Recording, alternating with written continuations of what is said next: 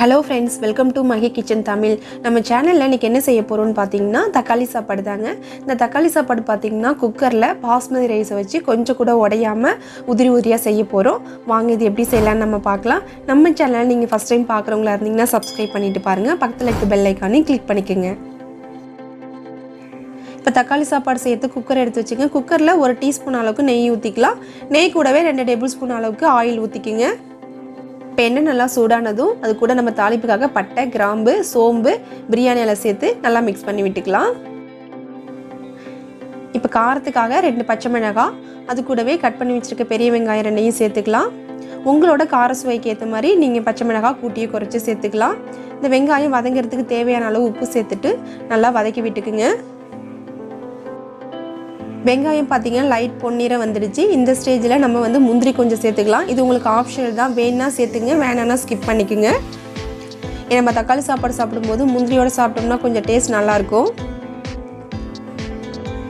அடுத்த இஞ்சி பூண்டு பேஸ்ட்டு சேர்க்க ஆரம்பித்தா இஞ்சி பூண்டு பேஸ்ட் பார்த்தீங்கன்னா நான் 2 டேபிள் ஸ்பூன் சேர்த்துருக்கேன். இது சேர்த்துட்டு இஞ்சி பூண்டு நல்லா பச்சை வாசம் போகிற அளவுக்கு நல்லா வதக்கி விட்டுக்குங்க.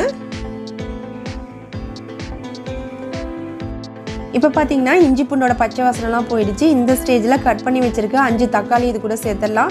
தக்காளி நல்லா குழையிற அளவுக்கு நல்லா வதக்கி விட்டுக்குங்க. இப்போ பாருங்கள் தக்காளி நல்லாவே குழைஞ்சி வந்துடுச்சு. இந்த ஸ்டேஜில் 1/4 டீஸ்பூன் அளவுக்கு மஞ்சத்தூள், 1 டேபிள் ஸ்பூன் அளவுக்கு மிளகாத்தூள், 1 டேபிள் ஸ்பூன் அளவுக்கு மல்லித்தூள் சேர்த்துக்கலாம். இது எல்லாம் சேர்த்துட்டு நல்லா மிக்ஸ் பண்ணி விட்டுடுங்க. பச்சை வாசம் போகிற அளவுக்கு நல்லா நம்ம வதக்கி விட்டுக்கலாம். இப்போ மசாலாவோட பச்சை வாசனை எல்லாம் போயிடுச்சு. இந்த ஸ்டேஜில் 1 கைப்பிடி அளவு கொத்தமல்லி புதினா சேர்த்துக்கலாம். சேர்த்துட்டு இதையும் ஒரு நிமிஷத்துக்கு நல்லா வதக்கி விட்டுக்குங்க. அடுத்ததான் 3 டேபிள் ஸ்பூன் அளவுக்கு தயிர் சேர்த்துக்கலாம். தயிர் சேர்த்துட்டு நல்லா மிக்ஸ் பண்ணி விட்டுடுங்க. இப்போ மசாலா எல்லாமே ரெடி ஆகிடுச்சிங்க. இந்த ஸ்டேஜில் தண்ணி அளந்து ஊற்றிக்கலாம். பாஸ்மதி ரைஸ் நான் 1 டம்ளர் எடுத்தோம் அப்படின்னோம்னா 1.5 டம்ளர் அளவுக்கு தண்ணி ஊற்றினீங்கன்னா கரெக்டாக இருக்கும். நான் 2 டம்ளர் எடுத்திருக்கேன், அதனால் 3 டம்ளர் அளவுக்கு தண்ணி ஊற்றிருக்கேன். அரிசி ஊற வைக்கிறது பார்த்தீங்கன்னா நம்ம எப்போ தக்காளி சாப்பாடு ஸ்டார்ட் பண்ணுறோமோ அந்த டைமில் ஊற வைங்க, கரெக்டாக இருக்கும். இப்போ பாருங்கள் தண்ணி நல்லா கொதிச்சு வந்துடுச்சு. இந்த ஸ்டேஜில் நம்ம அரிசியை சேர்க்க ஆரம்பிச்சிடலாம். அரிசி பார்த்தீங்கன்னா நான் 400 கிராம் எடுத்திருக்கேன்.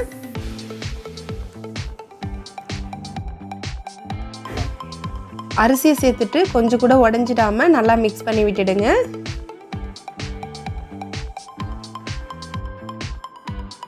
அரிசி சேர்த்தாச்சு, நல்லா மிக்ஸ் பண்ணி விட்டாச்சு. இப்போ நம்ம மூடி போட்டு விசில் போட்டுடலாம். விசில் போட்டுட்டு கரெக்டாக ஒரு 3 விசில் விடுங்க. அதுக்கப்புறம் நம்ம ப்ரெஷர் அடங்கணுன்னு ஓப்பன் பண்ணி பார்க்கலாம். இப்போ ப்ரெஷர்லாம் அடங்கிடுச்சிங்க. இப்போ ஓப்பன் பண்ணி பார்க்கலாம். பாருங்கள் கொஞ்சம் கூட ரைஸ் உடையாமல் வந்திருக்கு. சுவையான தக்காளி சாப்பாடு ரெடி ஆயிடுச்சுங்க. வீட்டில் செஞ்சு பாருங்கள். செஞ்சு பார்த்துட்டு கமெண்ட் பண்ணுங்கள், ஷேர் பண்ணுங்கள், லைக் பண்ணுங்கள். நாங்கள் போகிற ரெசிபி உங்களுக்கு பிடிச்சிருந்துச்சின்னா மகி கிச்சன் தமிழுக்கு சப்ஸ்கிரைப் பண்ணிக்கோங்க.